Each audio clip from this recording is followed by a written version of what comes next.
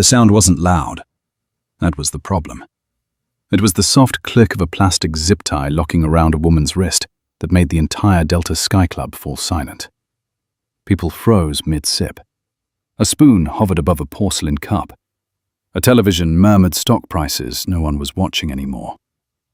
At the center of it all stood Evelyn Moore, hands held calmly in front of her, posture straight, breathing measured, while a uniformed airport security contractor leaned in too close and said, low and sharp, "Ma'am, you need to come with us. Now."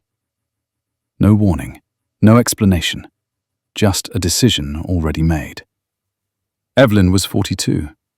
She looked younger in the way women who slept 4 hours a night and carried the weight of entire systems often did. Her hair was pulled back into a neat, low knot. No makeup beyond what the fluorescent lighting couldn't wash away. She wore a navy wool coat, scuffed leather flats, and carried a canvas tote that had seen better days. Nothing about her screamed importance. Everything about her invited dismissal. She did not resist. That unsettled them. "Is there a reason I'm being restrained?"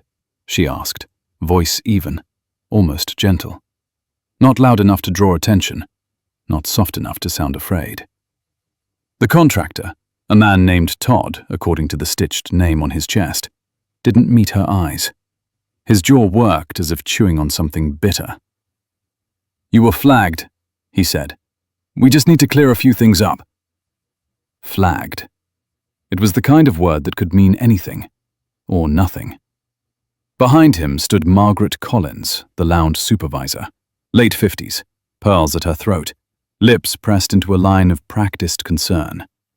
She clasped her hands like she was watching a minor inconvenience unfold, not a woman being restrained 10 feet from the fireplace. "We've had a situation," Margaret said, to no one in particular. "A guest reported suspicious behavior." Evelyn turned her head slightly. Her eyes swept the room. Men in tailored jackets. Women with silk scarves. A couple near the window pretending not to stare. Then she saw him. The man by the bar. Grey blazer, copper hair, phone already in his hand, recording. He met her gaze for half a second, smirked, looked away. She felt it then. The shift. This wasn't random. "Suspicious how?" Evelyn asked. Todd exhaled through his nose. "Ma'am, let's not do this out here." Out here, where everyone could see. Margaret leaned closer, lowering her voice into something almost maternal. "You were seen accessing a restricted terminal on your phone. We take security very seriously, especially tonight." Tonight. New Year's Eve. Flights delayed across the Midwest. Systems strained. Everyone irritable. Everyone afraid of being the reason something went wrong. Evelyn glanced down at her wrist. The zip tie was snug, not painful. A message, not a restraint. "I was checking my email," she said. "That terminal isn't public," Margaret replied quickly. Too quickly. "And when we asked you to step aside, you refused." Evelyn's eyebrow lifted a fraction. "You didn't ask." Margaret's smile thinned. Around them, the lounge began to breathe again, slow and curious. Someone whispered. Someone else pulled out a phone. Todd shifted his stance, suddenly aware of eyes on him. "Ma'am," he said, louder now, "for the last time. We need you to cooperate." Evelyn nodded once. Calm. Controlled. The kind of calm that didn't come from submission, but from calculation. "All right," she said. "But before we go anywhere, I'd like to know who made the report." Silence. Margaret looked toward the bar without turning her head. Todd followed her gaze. The man in the grey blazer raised his glass slightly, as if in a toast. "He claims," Margaret said, "that you were attempting to access internal airline operations. He's a frequent flyer, former consultant. He knows what he's looking at." Evelyn studied the man's reflection in the mirrored liquor shelves. He watched her over the rim of his glass. enjoying this. He wanted her flustered, wanted her voice to shake, wanted a story to tell. She felt something colder than anger settle in her chest. "I see," she said. Todd tightened his grip on her elbow. "Let's go." They started walking, past the fireplace, past the business center, past a woman clutching her purse like it might be stolen by proximity. The carpet muffled their steps. The television volume ticked up, as if to drown out the moment. As they reached the lounge doors, a young attendant stepped into their path. Early 20s. Name tag read Jason. His face was pale. Margaret," he said. "The gentleman who reported her is asking for an update. He's impatient." Margaret didn't slow. "Tell him we're handling it." Jason hesitated, looked at Evelyn. Their eyes met. Something flickered there. Doubt, or maybe recognition. "She doesn't look," he started. Margaret stopped, turned. Her smile was sharp now. "Thank you, Jason. That will be all." Jason stepped back, swallowed. They exited the lounge into the terminal. The noise hit hard. Rolling bags, overhead announcements, a child crying somewhere. Evelyn inhaled, counted her steps. 1, 2, 3. Her mind moved faster than her body.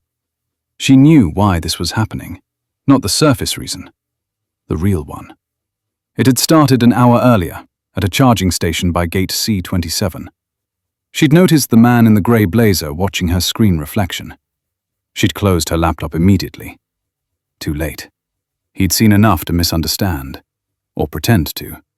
Data always scared people who didn't understand it, especially when they thought it wasn't meant for someone like her. Todd steered her toward a service corridor marked Authorized Personnel Only. The sign was old, the lighting dimmer, the air colder. "Where are we going?" Evelyn asked. "Secondary screening," he said. "Private room." Of course. Her pulse ticked up. Not fear. Anticipation. Somewhere in the terminal, a clock flipped to 12:47 in the morning. The year was about to turn. Systems everywhere were syncing, logging, recording. "Before we proceed," Evelyn said, stopping just short of the door, "I want it noted that I did not consent to restraint, and I have not been informed of any charge or violation." Todd looked at Margaret. Margaret looked past Evelyn's shoulder, as if already bored. "You're not being charged," Margaret said. "You're being cooperative." Evelyn smiled, small, almost sad. "That's not what this is," she said. From the other end of the corridor came the sound of hurried footsteps. The man in the grey blazer appeared, breathless now, confidence fraying at the edges. "Well?" he demanded. "Did you find it?" Margaret straightened. "We're taking care of it, sir." He leaned closer to Evelyn, close enough that she could smell the bourbon on his breath. "You should have just left it alone," he said quietly. "People like you don't need to go poking around things you don't understand." There it was, the truth, naked and small. Evelyn met his eyes, really looked at him now. The fear hiding under the arrogance, the need to be important. "Oh," she said softly. "I understand it very well." Todd cleared his throat. "Ma'am." Evelyn turned toward the door, toward the private room, toward the moment everyone else thought would break her. Inside her tote, her phone vibrated once. A silent alert. No sound, no light. She felt it like a key turning. "Let's go," she said. And as the door closed behind them, sealing her away from the terminal, Evelyn Moore made a quiet decision. If they wanted to make her small, she would let them try. Just long enough to show them exactly how wrong they were. The room smelled like disinfectant and old coffee, the kind that lingered in places where people were brought to be processed rather than heard. Evelyn Moore stood just inside the doorway while Todd cut the zip tie from her wrist. The plastic snapped, fell to the floor, skittered under a metal chair. No apology followed. Todd rubbed his palms together like a man relieved his part was done, then stepped back against the wall. Margaret Collins took the only chair at the narrow table, setting her tablet down with a deliberate tap, claiming the space as hers. "Have a seat," Margaret said. Evelyn didn't move. She flexed her fingers once, feeling the blood return. The skin around her wrist was red. She noticed it the way surgeons notice bruises. Data point. Evidence. "I'm fine standing," Evelyn said.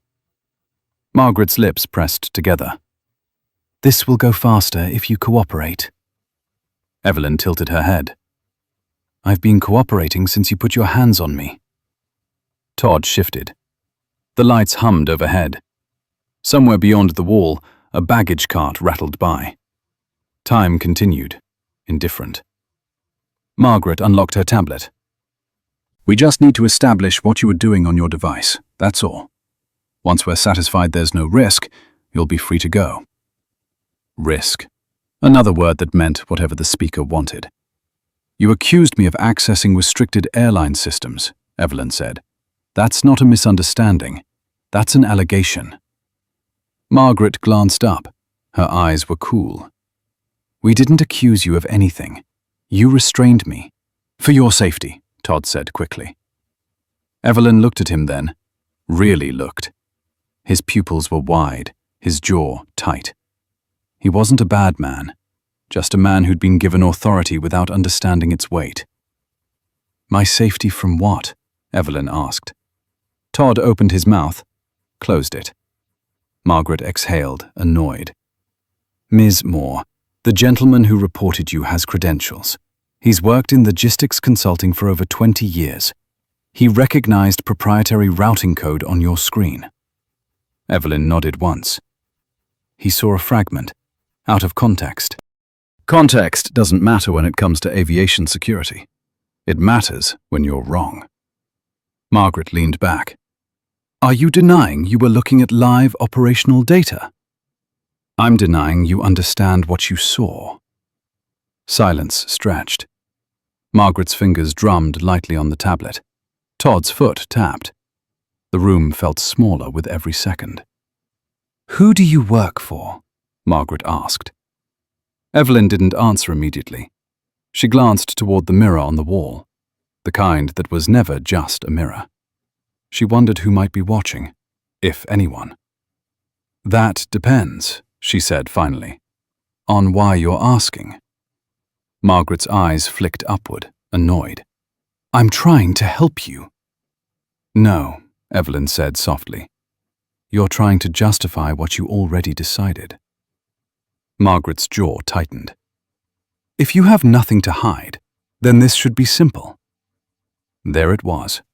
The sentence people used when they wanted compliance without accountability. Evelyn reached into her tote slowly. Todd stiffened, hand lifting instinctively. "Easy," he said. "I'm getting my phone," Evelyn replied calmly. She placed it on the table, screen down. "You can see it." Margaret's gaze locked onto the device. "Unlock it." Evelyn met her eyes. "No." Todd straightened. "Ma'am, refusal isn't going to help you." "It already is." Margaret's voice sharpened. "You're in a secure area. You don't get to dictate terms." Evelyn leaned forward slightly. The air between them shifted. "You brought me here without cause," she said. "You restrained me without charge. And now you want access to my personal device? That's not security. That's overreach." Margaret scoffed. "You think quoting rights is going to intimidate me?" "I'm not trying to intimidate you," Evelyn said. "I'm documenting you." Todd swallowed. "Documenting what?" "The sequence of decisions that led you here." Margaret's laugh was short. "You're not recording anything." Evelyn turned her wrist, just enough for the faint red light to be visible beneath the cuff of her coat. A soft, steady pulse. Todd froze. Margaret stared. "What is that?" Evelyn's voice didn't change. A wearable recorder, activated the moment you restrained me. That's illegal, Margaret snapped. Not in a government facility, where there's no expectation of privacy for officials performing their duties. Margaret stood abruptly. You can't just— I already did. The room seemed to inhale. Todd backed away from the table. Margaret. Margaret's face flushed. Turn it off. No, you don't have permission. I don't need it. Margaret's composure cracked. Just a hairline fracture. Who are you? Evelyn studied her. The expensive haircut, the practiced authority, the certainty that rules bent for people like her. I asked you first, Evelyn said. Margaret hesitated. Then, with forced confidence, this conversation is over. She reached for the tablet, fingers moving fast. Todd watched her hands, then looked back at Evelyn. That man, Todd said quietly. The one who reported you. He's asking what's taking so long. Evelyn nodded. Of course he is. Margaret tapped something, then looked up. We're escalating this. To whom? Airport operations, federal liaison. Evelyn's lips curved, just slightly. Good. Margaret frowned. You don't seem concerned. I'm not. The door opened without knocking. A new man stepped in, mid-40s, crisp suit, badge clipped to his belt. His eyes moved fast, cataloguing the room. I'm Daniel Harper, he said. Federal operations. Margaret exhaled with visible relief. Thank God. We have a passenger who— Daniel held up a hand. I'll take it from here. He turned to Evelyn. Ms. Moore? She inclined her head. Mr. Harper. Recognition flickered. Confusion followed. Daniel's posture shifted. You're not on my list. Evelyn smiled faintly. I rarely am. Margaret stepped in. She was accessing restricted systems. Refused to unlock her device. Claims she's recording us. Daniel's gaze snapped to the red light. His face went still. You detained her? He asked. For security, Margaret said quickly. Daniel looked at Todd. Did you place restraints? Todd nodded, throat tight. Yes, sir. Daniel's jaw tightened. He turned back to Evelyn. Mom, I'm going to need your identification. Evelyn reached into her coat and placed a slim wallet on the table. She didn't open it, just slid it forward. Daniel hesitated, then flipped it open. His breath caught. He closed it immediately, too fast, like he'd touched something hot. Margaret leaned forward. What is it? Daniel straightened. His voice was different now, lower, careful. Ms. Moore, I need to apologize. Margaret's eyes widened. Daniel! This should not have happened, he continued. You should not have been restrained. Margaret stood. You haven't even heard. Daniel turned on her. I've heard enough. Todd looked between them, panic rising. Evelyn watched it all with calm detachment. The reveal hadn't happened yet. Not fully. But the balance had shifted. Daniel cleared his throat. We're going to step outside. Margaret's voice shook. On what grounds? On the grounds that you exceeded your authority. Evelyn picked up her phone. The vibration came again. Stronger this time. A message preview flashed. System sync complete. She felt the tempo change. The year was about to turn. Somewhere, servers were logging actions, names, timestamps. She met Daniel's eyes. I'll wait, she said, but not quietly. And for the first time since this began, Margaret Collins looked afraid. Daniel Harper closed the door behind them, and the latch sounded louder than it should have. A hard, metallic click that seemed to mark a line no one could step back over. The corridor outside the room was narrow, lit by tired fluorescent panels, the kind of place meant for carts and staff, not decisions. Margaret Collins stood with her back straight, arms crossed tight across her chest, pearls catching the light every time she shifted.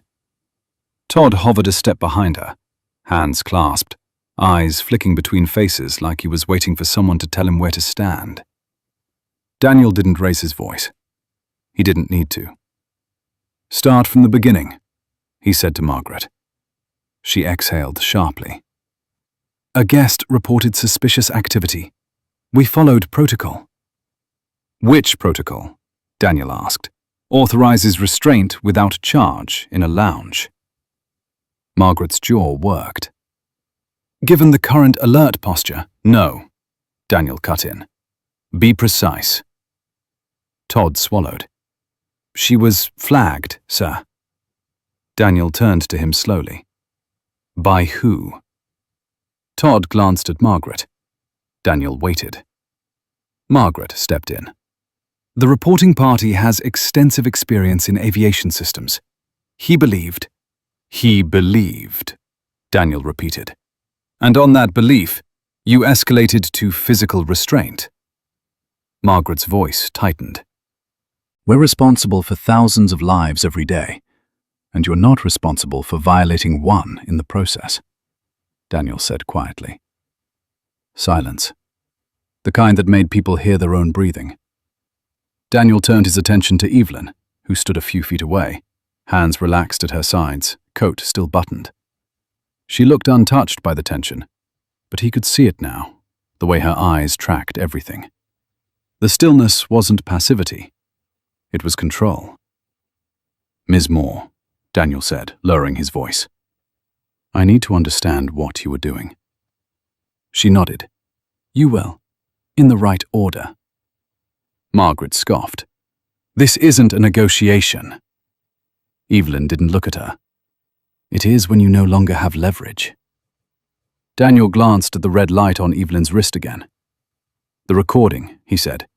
"How long has it been active?" "Since the restraint," Evelyn replied, "with location, timestamp, and biometric context." Todd's face drained of color. Daniel took a slow breath. "Margaret, did you inform her she was being recorded?" Margaret snapped. "Of course not." "Then you should be grateful she did," Daniel said, "because it establishes a timeline." Margaret's composure cracked further. "You're taking her side without even reviewing." "I'm taking the side of procedure," Daniel said, "something you seem to have forgotten." A radio crackled at the far end of the corridor. Voices, fragments, countdown announcements. The terminal was gearing up. Midnight was coming. Daniel checked his watch. 11:58 in the evening. "Where is the reporting party now?" he asked. "In the lounge," Todd said. He demanded to be kept informed. Daniel nodded once. "I'll speak to him." Margaret stepped forward. "You can't just—" "I can," Daniel said, "and I am." He turned to Evelyn. "I'm going to ask you to wait here. With him," he added, nodding toward Todd. "No restraints, no questions." Evelyn met his gaze. "I'll wait," she said. "But understand this. Every minute you delay is another decision logged." Daniel hesitated, then nodded. "I understand." He walked away, footsteps measured, controlled. The corridor felt colder after he left. Todd shifted his weight. "Ma'am," he said quietly, "I didn't know." Evelyn looked at him. Her voice softened just a little. "I know." Margaret laughed, sharp and brittle. "You think this is some kind of victory? You still haven't explained yourself." Evelyn turned to her then, slowly, deliberately. "You didn't ask because you didn't want an answer," she said. "You wanted compliance." Margaret's eyes flashed. "People like you think knowing a few legal phrases makes you untouchable." Evelyn stepped closer. Not aggressive, intentional. "People like me," she said, "build the systems people like you depend on without understanding." Margaret recoiled as if struck. "Don't threaten me." "I'm not," Evelyn said. "I'm informing you." The radio crackled again, louder now. 30 seconds to midnight." Todd looked down the hall, then back at them. Should we move somewhere else?" Evelyn shook her head. "No." Margaret opened her mouth to protest, then stopped. Something in Evelyn's expression had changed.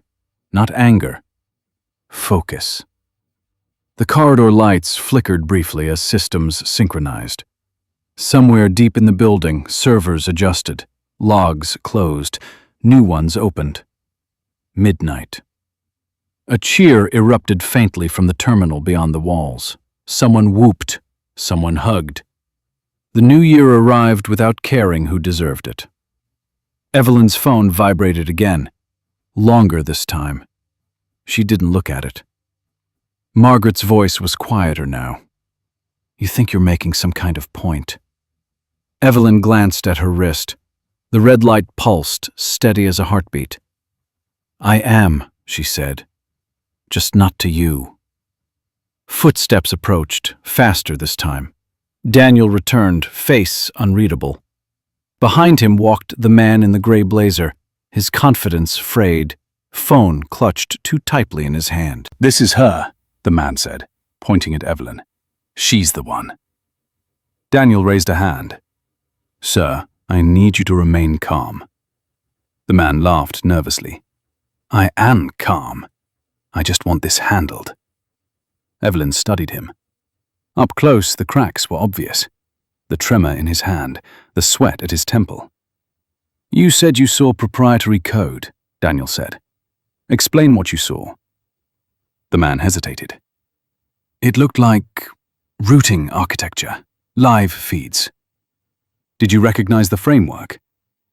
"Well, no, but—" "So you assumed," Daniel said. The man bristled. "I know what I saw." Evelyn finally spoke. "You saw a simulation." The man turned on her. "Don't play games." "I'm not," she said. "You saw a sandbox environment running offline models. No live access, no external connectivity." Daniel's eyes narrowed. "Is that accurate?" Evelyn nodded. "Entirely." The man scoffed. "That's convenient." Evelyn reached into her tote again, slowly. Todd tensed, then relaxed when she pulled out a thin tablet and set it on the ledge. "I can show you," she said. Margaret snapped, "Absolutely not." Daniel held up a hand. "Let her." Evelyn tapped the screen. Graphs bloomed. Nodes, pathways, closed loops. "This," she said, "is a stress model. It predicts cascading failure under peak travel conditions. Tonight was ideal for testing." Daniel leaned in despite himself. The man's face twisted. "You expect us to believe you're running that kind of analysis on a public device?" "Yes," Evelyn said, "because it's designed to be." Daniel looked at the data, then at her. "Who authorized this?" Evelyn met his gaze. "The people who don't need to ask you." The man laughed, too loud. "This is ridiculous. She's bluffing." Evelyn's eyes flicked to him. "Then why are you still talking?" Silence fell hard. Daniel straightened. "Sir, I need your identification." The man hesitated. "Why?" "Because you initiated a security response based on an unverified assumption," Daniel said. "That has consequences." The man's voice rose. "I was trying to help." Evelyn's voice cut through, calm and sharp. "You were trying to feel important." That did it. Daniel turned to Margaret. "We're done here." Margaret's face went pale. "You can't just dismiss this." "I can," Daniel said. "And I am." He turned to Evelyn. "Ms. Moore, I'm formally apologizing on behalf of airport operations." Evelyn nodded once. "Noted." Daniel hesitated. There's one more thing. The system you were testing. Yes? It flagged an anomaly, Daniel said. Didn't it? Evelyn's lips curved, slow and deliberate. It did. Margaret's voice was barely a whisper. What kind of anomaly? Evelyn looked at her, held her gaze. The human kind, she said. The anomaly wasn't on the screen. It was standing in the corridor, breathing too fast, pretending not to be afraid. Daniel Harper didn't speak right away. He looked from Evelyn to the man in the grey blazer, then back to Margaret Collins, as if assembling a picture that no longer fit the frame he'd been handed. The terminal, beyond the walls, roared with celebration. Midnight had passed, and New Year had arrived. Inside the corridor, something older and uglier was being dragged into the light. What do you mean, human? Daniel asked. Evelyn didn't answer immediately. She slid the tablet back into her tote with deliberate care, as if the data had already served its purpose. When she spoke, her voice was calm, but it carried weight now, the kind that bent rooms without raising volume. Systems don't fail on their own, she said. They fail because people introduce noise, bias, ego, fear. Tonight, my model predicted a spike in manual overrides within airport operations during peak stress windows. It wasn't wrong. Margaret let out a short, incredulous laugh. You're saying this is about us? Evelyn turned her head slightly. Her eyes were sharp, focused. I'm saying you fit the profile. Todd shifted his feet, the soles of his shoes squeaking softly against the linoleum. Profile, he repeated. Like what? Evelyn looked at him, and for the first time since this began, there was something almost gentle in her expression. Like someone who doesn't think they'll ever be questioned. Daniel exhaled slowly. Ms. Moore, he said, you need to understand how serious this is. I do, Evelyn replied. That's why I'm still here. The man in the grey blazer stepped forward, voice rising. This is insane. You're letting her spin some tech jargon to distract from the fact that she shouldn't have been doing any of this in the first place. Daniel turned on him. Sir, you initiated a security escalation without verifying a single fact. I was protecting people, the man snapped. That's what consultants do. Evelyn's gaze flicked to him. You're not a consultant, she said. The corridor went still. What did you say? The man asked. You stopped consulting 8 years ago, Evelyn continued, unhurried.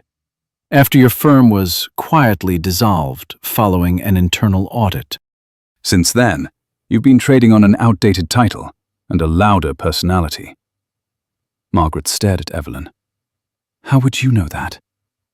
Evelyn met her eyes. Because you didn't check. Daniel's jaw tightened. Is that true? He asked the man. The man laughed again, but this time it was brittle. That's irrelevant. No, Daniel said. It's not. Todd took a step back, as if physical distance might protect him from what was unfolding. Evelyn shifted her weight, grounding herself. My model flagged a probability cluster, she said. Individuals with partial authority, inflated self-perception, and access to escalation channels. People who mistake vigilance for virtue. Margaret's voice trembled despite herself. You're profiling us now? I'm analyzing behavior, Evelyn replied. There's a difference. Daniel rubbed his temple. You ran this model without notifying airport operations. Yes. That's a violation. Evelyn nodded. Which is why I wasn't testing the airport. I was testing response patterns. Silence stretched. The words hung heavy. You used us, Margaret whispered. Evelyn looked at her. Really looked. You used yourself. The radio at Daniel's shoulder crackled to life. A voice cut through the static. Urgent. Controlled. Daniel, we're seeing irregular access logs on the East Wing security terminal.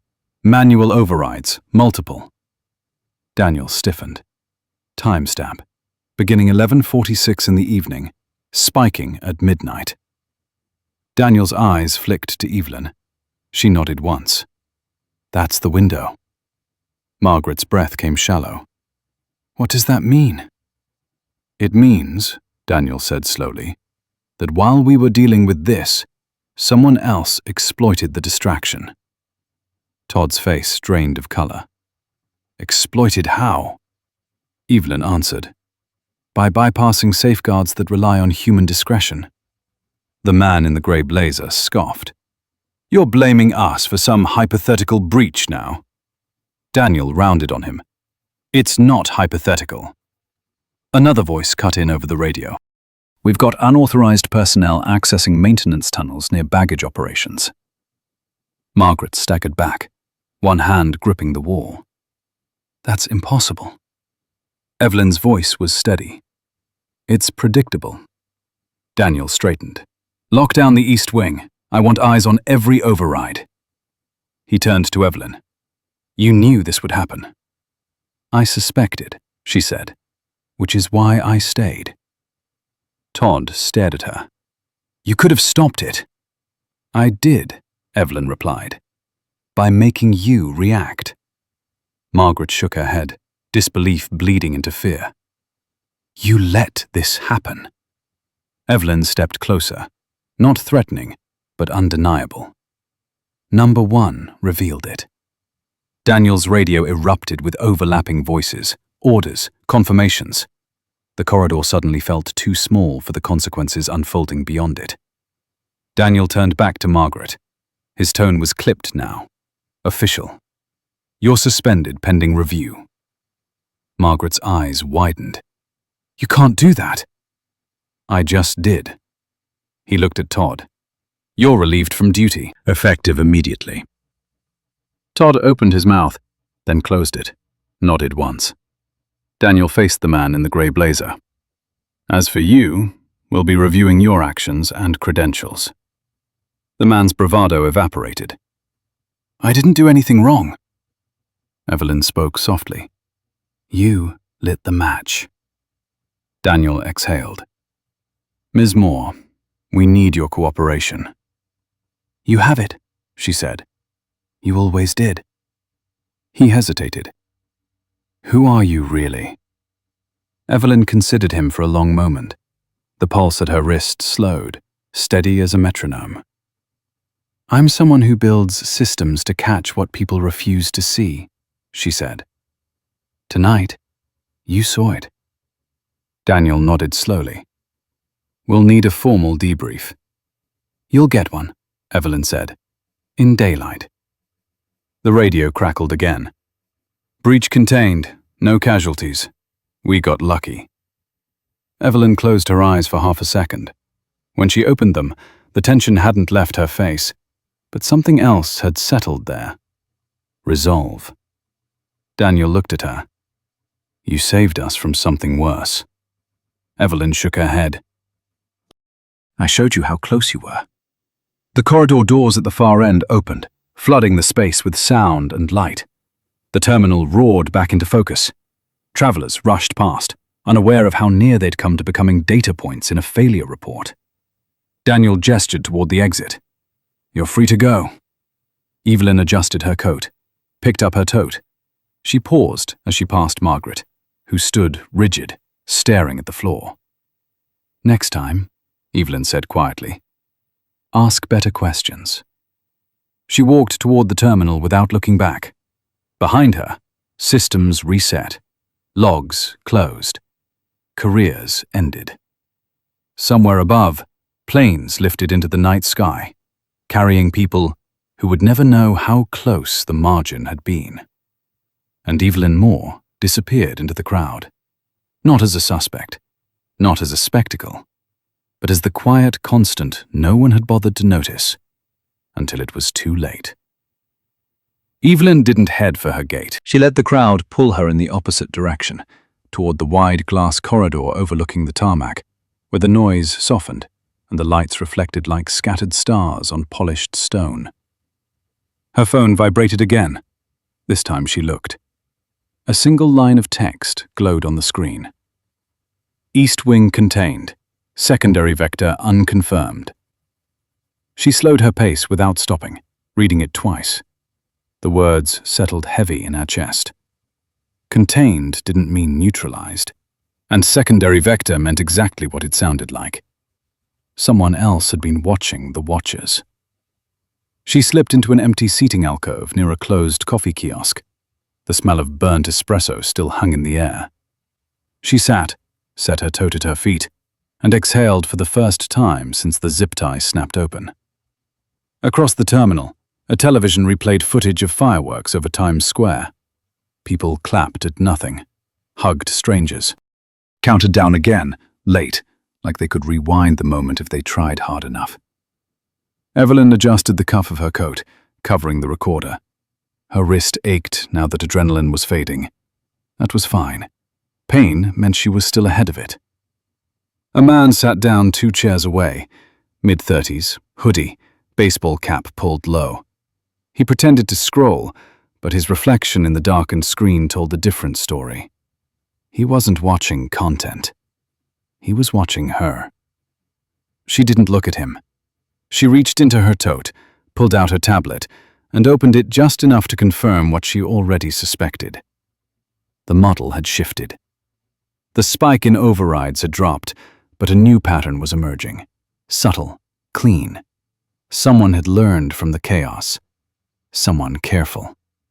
She felt a familiar tightening behind her eyes, the kind that came when a puzzle refused to resolve. The man cleared his throat. Rough night. She kept her gaze on the screen. That's one way to put it. He leaned back, casual. Airport's been wild. Security's on edge. Yes, Evelyn said.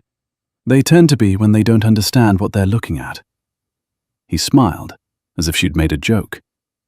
You work in tech or something? She finally looked at him.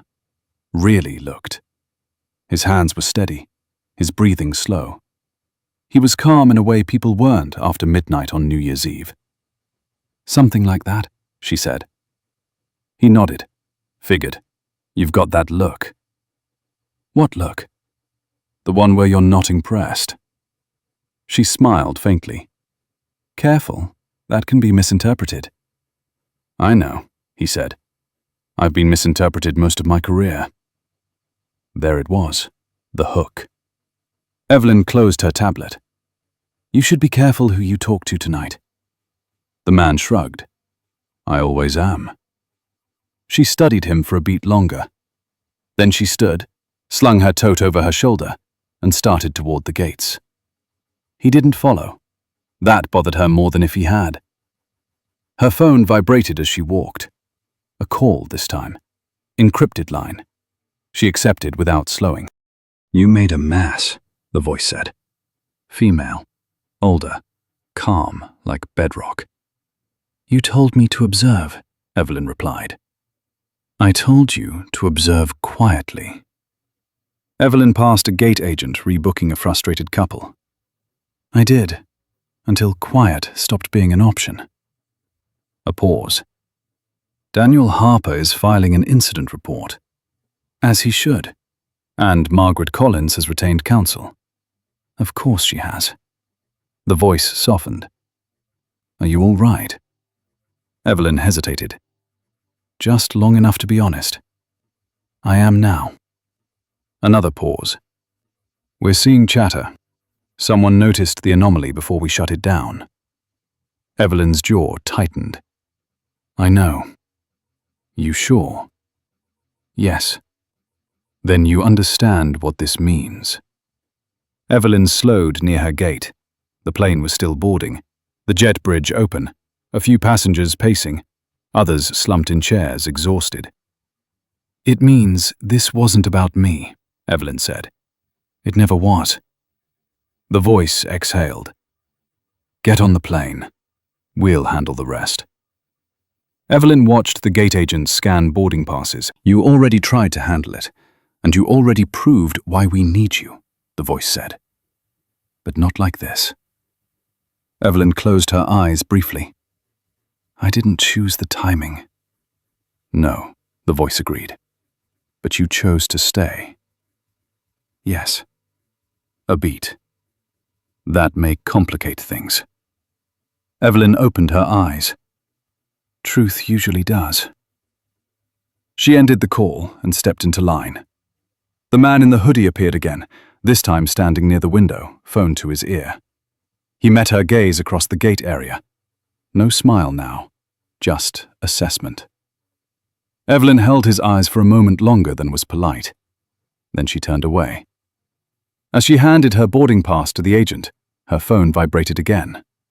A message, this time from an unknown number.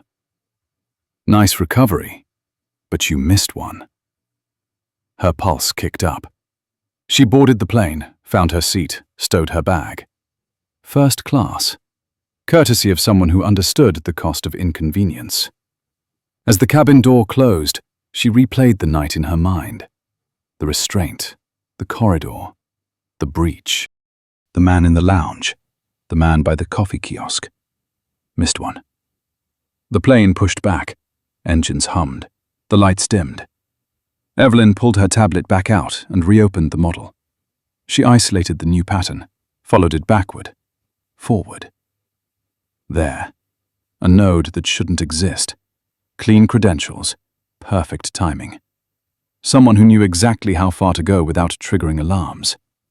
She felt a smile tug at her mouth. Not amusement. Recognition. Across the aisle, a woman glanced at her, curious.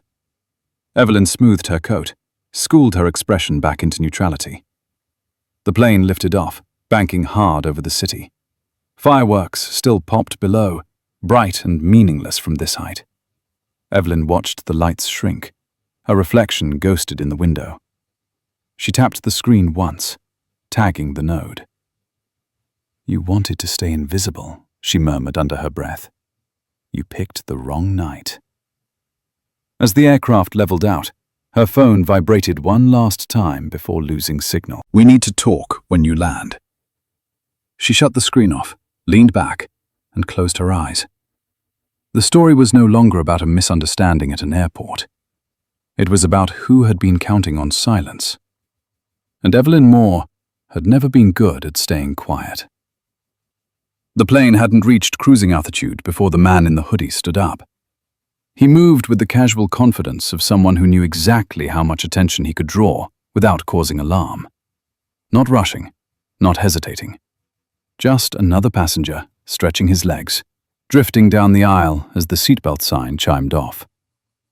Evelyn felt him before she saw him. A shift in the air. The quiet compression of space around her. He stopped beside her seat. Mind if I sit? He asked, already gesturing toward the empty seat across the aisle. His voice was low, friendly, pitched just above the engine hum. Evelyn didn't look up from her tablet. You already know the answer. He smiled and sat anyway. Up close, he looked younger than she'd thought. Early 30s, clean-shaven, no visible scars. The kind of face that disappeared easily in crowds.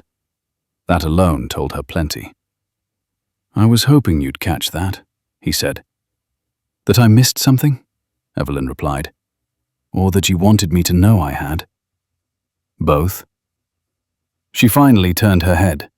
Their eyes met. His were sharp, alert, curious in a way that wasn't hungry, but calculating. You're not security, she said. He chuckled softly. No. You're not airline, she continued. Definitely not.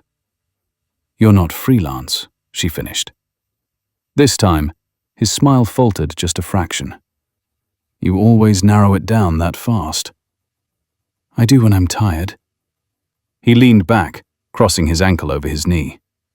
Then let's not waste time. Evelyn closed her tablet and rested it on her lap. You flagged yourself. I wanted your attention. That's a dangerous habit, So is assuming you're the only one watching. There it was, the line he'd come to deliver. Evelyn's pulse steadied. You caused the secondary vector. He didn't deny it. I nudged it. You exploited a stress window during a holiday surge, she said. That's reckless. It's efficient. You put civilians at risk. I proved a point. Evelyn's gaze hardened. So did I. He studied her now. No pretense left. You stayed? Yes.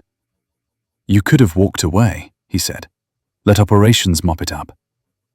And then what? Evelyn asked. Pretend the next anomaly wouldn't be worse. A flight attendant passed, offering drinks. Neither of them looked away from the other. I knew you were different the moment you didn't raise your voice, he said. Most people panic when authority leans on them. You didn't. Because authority isn't the same as legitimacy. His lips curved. Exactly. She exhaled slowly. Who are you? He paused, just long enough to choose the version of the truth he wanted to offer. Ethan Cross, he said. Independent systems auditor. That's not a job. It is if you're not on anyone's payroll. Evelyn nodded once. You're testing response chains. Yes, without consent. Consent is a luxury systems don't have. Evelyn's voice dropped. You think that makes you righteous? I think it makes me necessary. She leaned back in her seat, studying him the way she studied hostile code. Inputs, outputs, hidden loops. You orchestrated the distraction, she said, the lounge incident. No, Ethan replied. That was organic. Then why were you there? Because I knew someone like you would be. Her jaw tightened. You profiled me. I recognized the pattern, he said. A person with access who doesn't look like they belong in the room they're protecting. That's usually where the cracks are. That's a cynical worldview. It's an accurate one.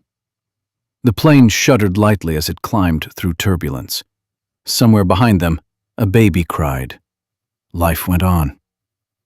You used a civilian, Evelyn said. The man in the gray blazer. Ethan shrugged. He used himself. I just gave him an audience. You manipulated insecurity. Yes. And you call that auditing. I call it revealing. Evelyn closed her eyes briefly. When she opened them, her gaze was colder. You're not careful enough. Ethan tilted his head. That's rich, coming from someone who ran a live model in a public terminal. I didn't push it past containment. You didn't need to, he said. Your presence did that. Silence settled between them, thick and charged. Why tell me? Evelyn asked finally. Why not stay invisible? Ethan leaned forward slightly. Because you don't burn the bridge you might need to cross later. And you think I'd work with you? I think you already are, he said, whether you like it or not. She let out a quiet, humorless laugh. That's not how partnership works. It is when the alternative is ignorance. Evelyn turned toward the window, watching the dark stretch of sky. You don't know what you stepped into tonight. I know exactly what I stepped into, Ethan said. A system that relies on people not asking why. She looked back at him.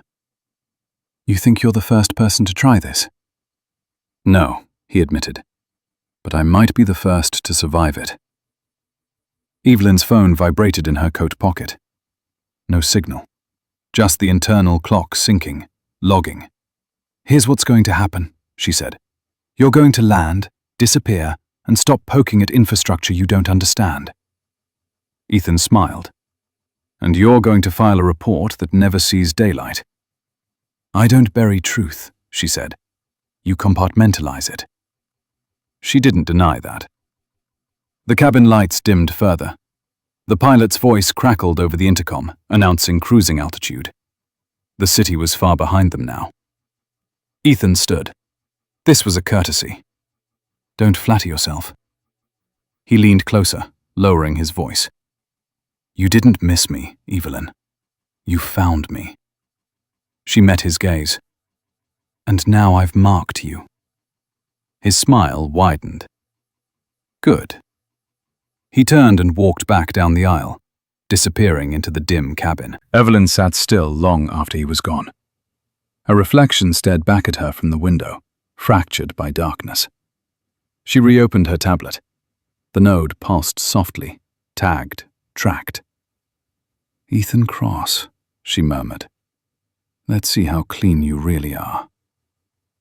The plane flew on, carrying secrets at 30,000 feet, while somewhere below, systems adjusted to threats most people would never know existed. And for the first time that night, Evelyn felt the shape of the real conflict emerging. Not authority versus citizen, not power versus dignity, but watcher versus watcher. And she had never lost that kind of fight. The city came into view beneath a thin veil of morning cloud, a pale ribbon of river cutting through concrete and steel as the plane began its descent. Evelyn Moore didn't sleep. She sat with her tablet dark, hands folded, eyes tracking nothing and everything at once. Ethan Cross's presence still lingered like static in the cabin air. Not a threat, not an ally, a variable. The kind that ruined clean models. When the wheels touched down, the impact was firm enough to jolt a few passengers awake. Applause scattered through the cabin. Relief. Endings. People eager to believe the night was over. It wasn't. Evelyn waited until the aisle cleared before standing. She moved with the unhurried precision of someone who understood exits better than entrances. Ethan was already gone. Of course he was. Inside the terminal, Washington felt different from Chicago. Quieter, more controlled. The kind of place where power wore tailored coats and spoke softly into secure lines. Evelyn passed beneath cameras she knew by serial number, past officers who didn't look twice at her face, but would remember her gait if asked later. Her phone buzzed the moment she cleared the jet bridge. Unknown caller. She answered without slowing. You're early? You're late, the voice replied. Male, calm, familiar in the way pressure was familiar. Traffic, Evelyn said. You were supposed to disengage. I did, she replied. From the obvious problem. A pause. Daniel Harper filed a supplemental report. I know, it mentions behavioral analysis. That's new for him. He also mentions a second actor. Evelyn reached the escalator and stepped on. That's new for everyone. The line went quiet for a beat longer than usual. You spoke to him? Yes. And? And he's not careless, Evelyn said. He's intentional. That's worse. Only if you're pretending the system isn't already porous. The escalator carried her down into baggage claim. Screens flickered with carousel numbers. A child laughed somewhere to her left. Life, ordinary and oblivious. Who is he?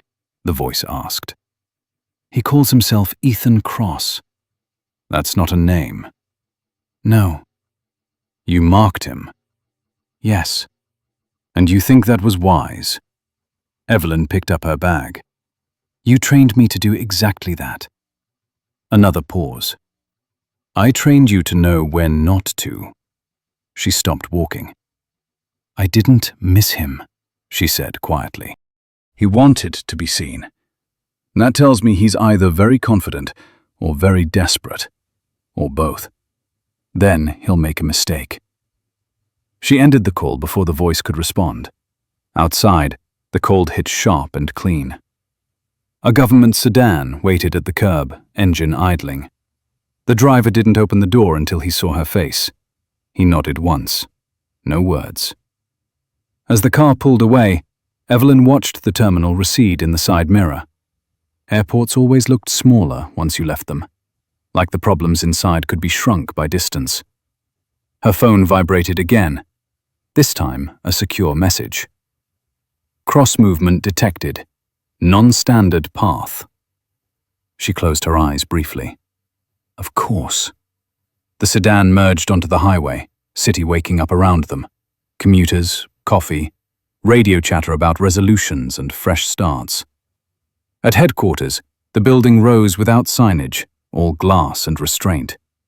Evelyn passed through security with a nod and a biometric scan that took less than a second. Inside, the air smelled faintly of ozone and recycled calm. They were waiting for her. The room wasn't a conference room. It never was. No long tables, no screens on walls. Just a circle of chairs and a single terminal embedded in the floor. 3 people sat when she entered. 2 men, 1 woman. All older. All tired in the way people got when they'd been right too many times. Sit, the woman said. Evelyn did. You deviated, one of the men said. Yes. You escalated, the other added. Yes. The woman leaned forward. You made contact. Yes. Silence settled. The terminal hummed softly between them. What do you think he wants? The woman asked. Evelyn didn't answer immediately. She pictured Ethan's smile, his calm, the way he'd leaned in, not to threaten, but to be understood. He wants relevance, she said, and leverage. On what? On us. One of the men scoffed. He's one person. So was I, Evelyn said. That shut him up. The woman's gaze sharpened. You're saying he's not probing for vulnerabilities. He's provoking response. Yes. Why? Because response teaches you more than silence. The terminal in the floor flickered to life, projecting a sparse network map. Nodes, connections. One pulsing point marked in amber. Evelyn leaned forward. He didn't breach for access. He breached for observation. He wanted to see who noticed, how fast, and who showed up in person. One of the men cursed under his breath. He mapped us. He tried, Evelyn said. He didn't get far. But far enough, the woman said. Yes. Silence again. You're recommending we engage, one of the men said. I'm recommending we stop pretending he's external, Evelyn replied. He's already inside the conversation. The woman studied her. You're close to this. I'm accurate, Evelyn said. Another vibration. This one came through the terminal itself. A system alert. Secondary vector active. Localized. All 3 of them stiffened. Evelyn stood. Where? The woman didn't hesitate.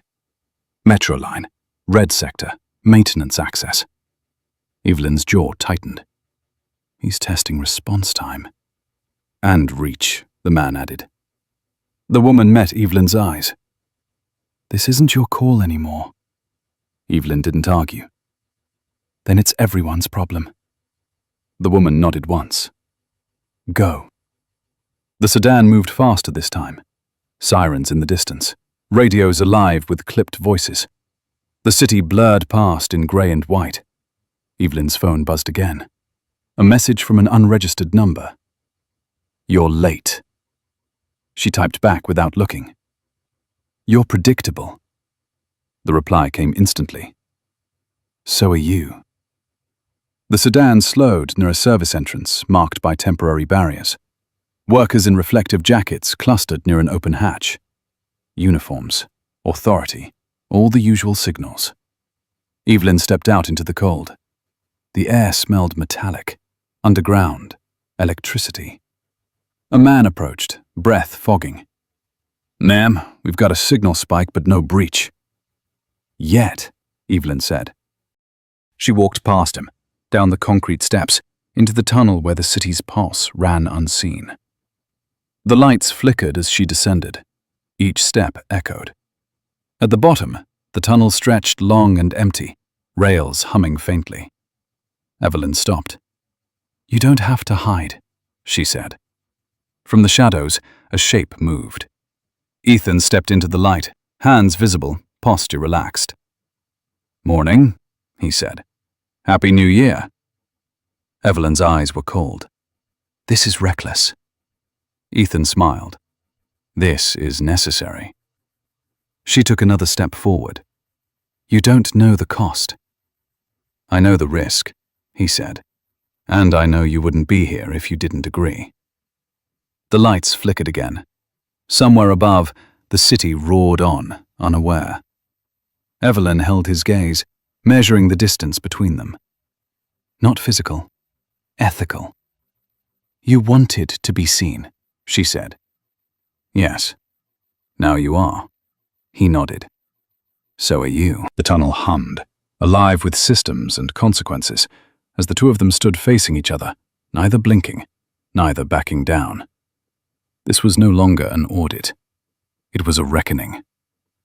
The tunnel vibrated faintly beneath their feet, a low electric hum, traveling through steel and concrete like a restrained heartbeat. Evelyn didn't raise her voice. She never did when it mattered. "You picked a public artery," she said. "That tells me you don't want damage. You want attention without blood." Ethan glanced down the tunnel, then back at her. "Damage is noisy. Blood is inefficient." "People aren't variables," Evelyn said. "They are," he replied calmly. "They just don't like being called that." Behind Evelyn, footsteps echoed. Security fanned out at the top of the stairs, but held their distance, waiting for instruction that hadn't come. Radios murmured. A man coughed. No one moved closer. Ethan noticed. "You told them to wait?" "Yes." "Why?" "Because if you wanted chaos," Evelyn said, "this place would already be dark." Ethan's lips curved. "You're learning." "I already know," she said. "You're not here to break the system. You're here to prove it lies." Ethan nodded once. "Exactly."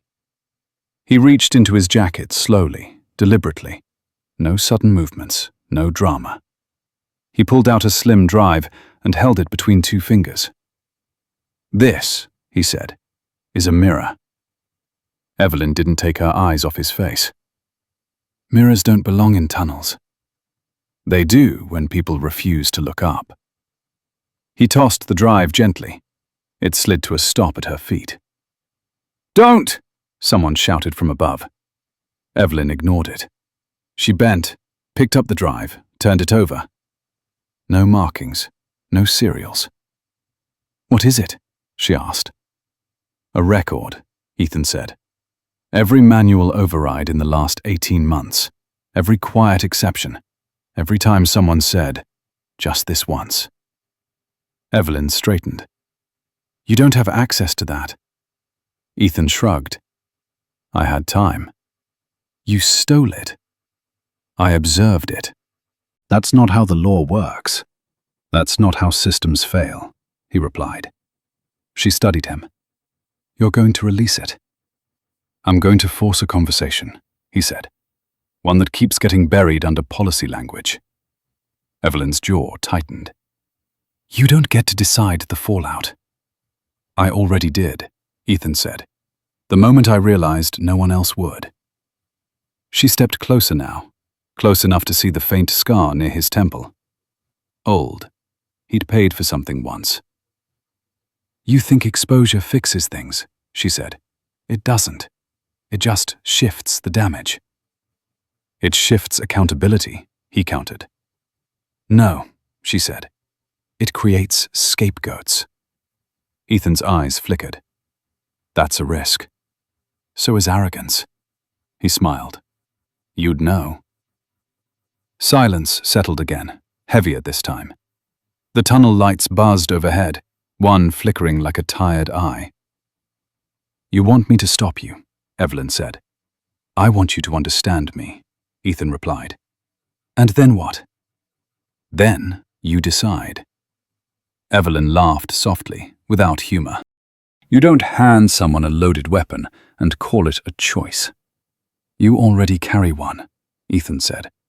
You just pretend it's neutral. Her expression hardened. This ends now. Only if you let it, he said. She lifted the drive slightly. You realize if this leaves your hand, you lose control. Ethan nodded. Control is overrated. Evelyn's phone vibrated. She didn't look. She knew who it was. She also knew what they'd say. Walk away, she told Ethan. Disappear. I can bury this quietly. Ethan's smile faded. You'd protect them. I'd protect the system, she said, because imperfect systems are still better than burning them down.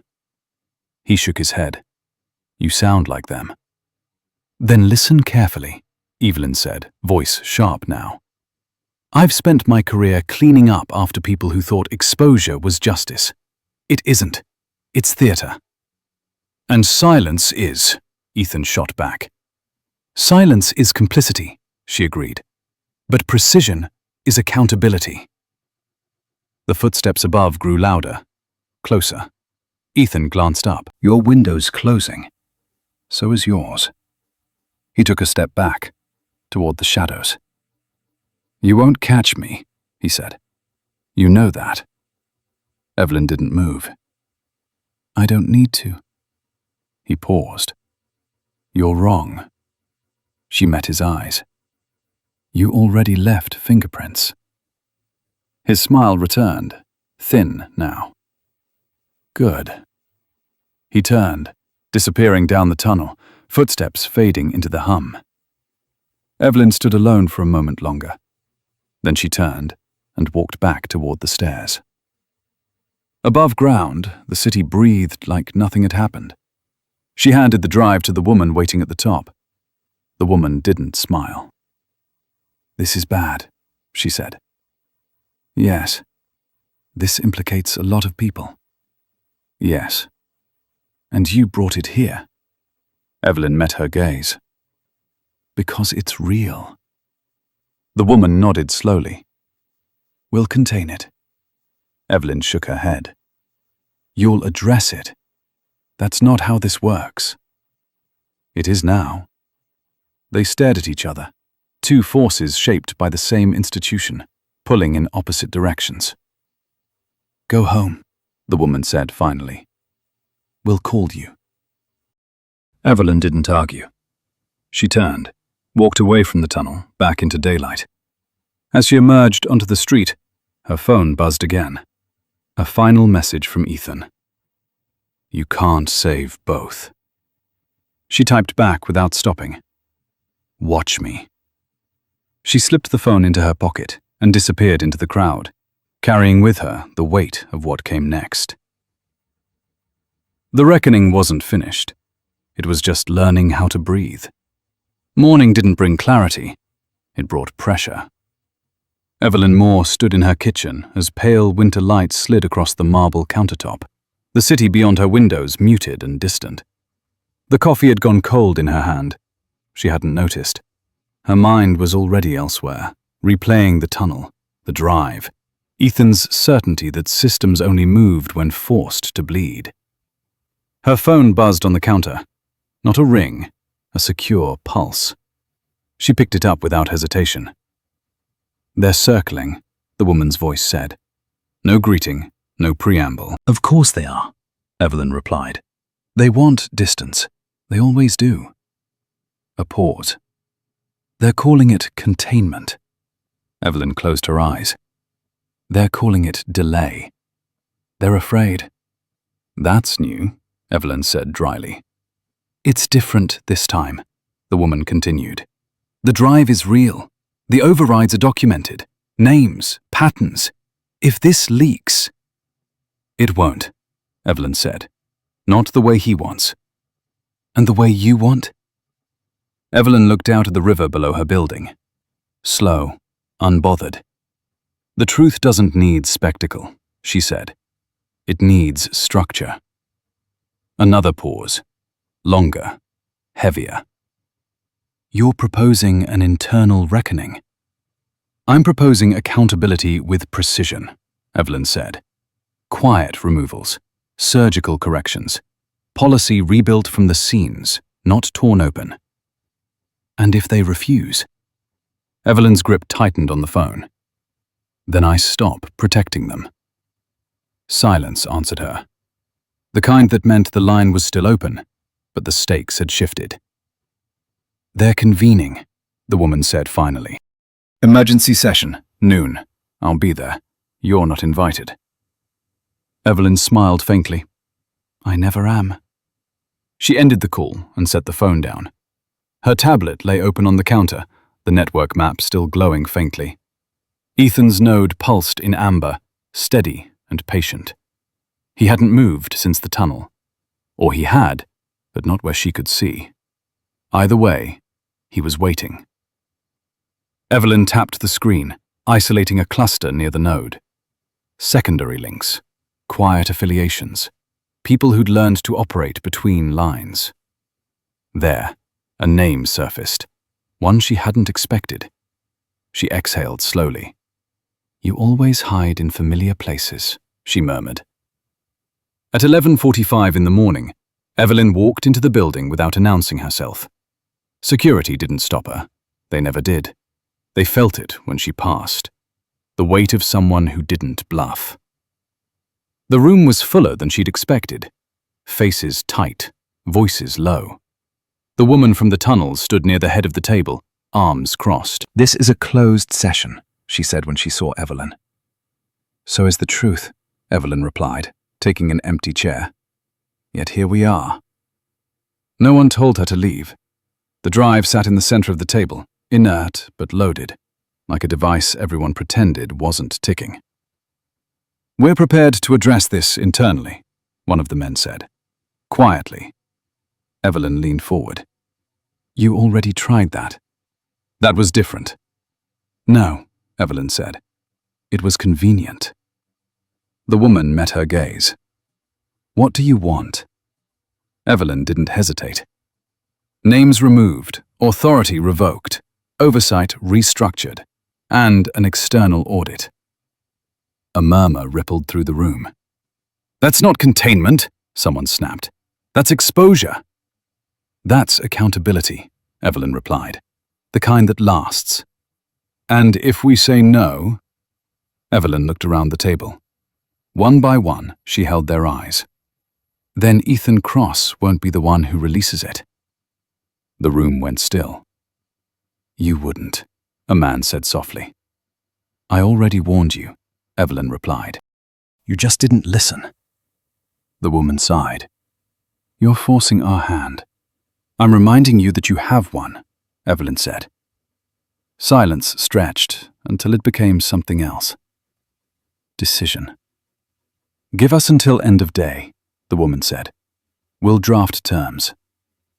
Evelyn stood. You have until Ethan loses patience. She left without waiting for permission. Outside, the city had warmed slightly. People moved faster now, lunch hour approaching. Life pretending to be simple. Her phone buzzed as she crossed the street. Unknown number. She answered. You're running out of time. Ethan's voice came through, calm as ever. So are you. They're moving, Evelyn said. Not the way you want. And the way you want, he countered, isn't fast enough. You don't know that. I know institutions, Ethan said. They survive by sacrificing pawns. And I know fire, Evelyn replied. It burns indiscriminately. He laughed softly. You think you can control this. I think I can shape it. A pause. Then prove it. I am. Show me, Ethan said. Evelyn stopped walking. Cars rushed past, horns blaring. She closed her eyes briefly, made a choice. Check your node, she said. Silence. Then a sharp intake of breath on the other end. You flagged them, Ethan said. I tagged the real ones, Evelyn replied. the ones hiding behind procedure. That was risky. Yes. And brilliant, he admitted. Evelyn's voice hardened. This is where you stop. Not yet. Yes, she said. Now. Another pause. Longer this time. You're asking me to trust them, Ethan said. I'm asking you to trust me. Silence stretched, thin and taut. Finally, he spoke. If they bury it. They won't, Evelyn said, because I won't let them.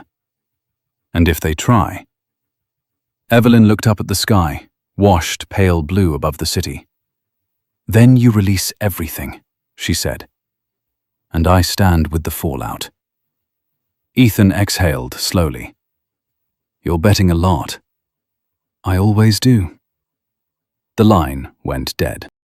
Evelyn slipped the phone back into her pocket and kept walking, the city flowing around her, unaware of how close it had come to fracture. Somewhere, deep in the system, gears shifted. Names moved. Power redistributed itself reluctantly, like a body rejecting a foreign object. The reckoning was no longer a threat. It was underway. The city didn't explode the way Ethan had predicted. It adjusted. Evelyn Moore watched it happen from a distance, not from a rooftop or a command room, but from the quiet margin where consequences settled after decisions were made. Files moved. Access was revoked. Titles disappeared from directories without ceremony. Offices emptied quietly, one badge swipe at a time. There were no headlines, no press conferences, just a subtle but irreversible shift, like a spine realigning after years of strain. By evening, the drive from the tunnel no longer sat on any table. It had been dismantled into reports, cross-referenced, redistributed into places where it could not be buried without effort. Names were flagged, patterns documented. The system had not been spared. It had been corrected. Evelyn stood at her window as dusk slid over the river, the glass reflecting a version of herself that looked older than she felt. She wasn't tired in the way sleep fixed. She was tired in the way people got when they stopped lying to themselves. Her phone vibrated once. It was the woman from the tunnel. No encryption theatrics this time, just a direct line. They accepted the terms, the woman said. All of them. Evelyn exhaled slowly. And the audit? External, independent, painful. Good. They want you visible, the woman added. Front-facing, a statement, not public, but recorded. Evelyn didn't respond immediately. She watched a ferry cut through the darkening water, lights steady, unhurried. They want legitimacy, she said finally. They want stability. They want cover, Evelyn corrected. The woman didn't deny it. You earned leverage. I never wanted leverage, Evelyn said. I wanted correction. You got both. The call ended without ceremony. Evelyn moved away from the window and sat at the small table near her kitchen. Her tablet lay dormant beside her. Ethan's node was still there, dim now, no longer pulsing. He had kept his word. For now. Another vibration. A message this time, no number attached. You held them. She read it once, then again. I held the line, she typed back. A pause, longer than before. That's rarer. She didn't reply. Later that night, when the city had quieted and the glow from office buildings softened into scattered constellations, Evelyn walked alone through streets that didn't know her name. That was how she preferred it. Power that needed recognition was already compromised.